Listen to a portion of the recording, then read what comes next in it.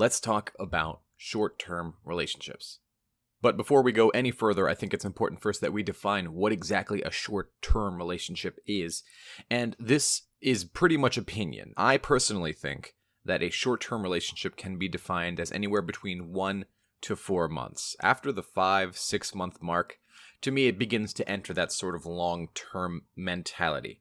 And so while we're discussing short-term relationships and subsequently the ending of short-term relationships, we often wonder, well, what are the differences and how do I act if I am in a short-term situation where the person I was with just broke up with me? The first thing I want you to realize is that you don't want to be placing your feelings against someone else's idea of what you should feel. In other words, just because you were in a short-term relationship doesn't mean your feelings are not valid, right?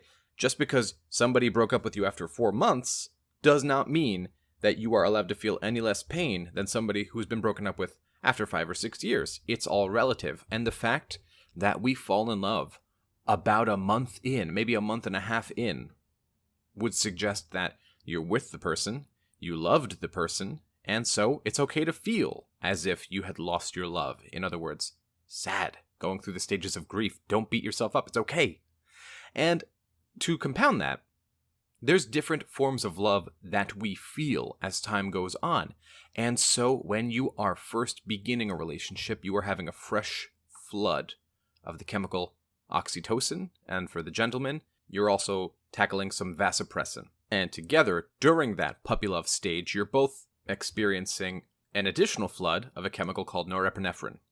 And this is basically the thing that triggers those hormones to talk to your neurotransmitters, and basically it makes you feel the butterflies, just that amazing effect of being with somebody new and it's fresh and clean, and you just want to spend every waking minute with this person, and nothing they do ever bugs you, and all their interests are something you want to be interested in, and everything they touch turns to gold.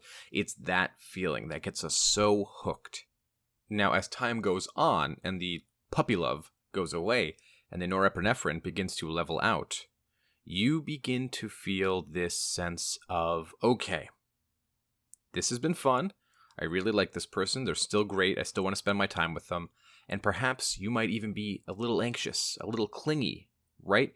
And they're beginning to realize outside of the stage of that puppy love, the problems, the complications. They let their guard down and they're showing their own problems or red flags or complications. And something happens and the relationship just ends and it dies off, and they decide, you know what? Sorry, I'd rather be without you than with you. This can be extremely painful, sometimes even more painful than a relationship you've been in for years, because you were just falling in love with this person. You were just getting yourself to that point of the passionate love that you feel in its short term, in its infancy. And so in a way it's more painful, and you might even be asking yourself, I've had relationships for years before this person. Why does this person hurt even more? And the answer is simply because you were just getting used to those chemicals in your brain. The norepinephrine, the oxytocin, the vasopressin. And this person walking away and having, basically the second you got addicted to these chemicals, having them all ripped away from you, is extremely painful. Now, over time, long-term relationships, your oxytocin levels out, right? For men, your testosterone levels out. And I can even use money as an example. If I knock on your door every day and give you $1,000 every day, and then one day I just stop coming, you're probably going to think, what the hell? Rory's supposed to be here today at noon giving me $1,000. This is ridiculous. This is unbelievable. And then you're dealing with the fallout of not having that thing in your life anymore. And so what do you do about it? Obviously, from listening to this channel and channels like it, you know that begging and pleading will not work. A handwritten letter will not work. Trying to be their friend will not work. And so you need to focus on you and let them know that you were really into them and you were really having a great time in the relationship, but you're not going to stick around and wait for them to come back. You're going to get up, you're going to dust yourself off, and you're going to say, hey, if you change your mind, give me a call, but I'm too high value of a person to accept what you've done to me and stick around and watch you eventually date somebody else.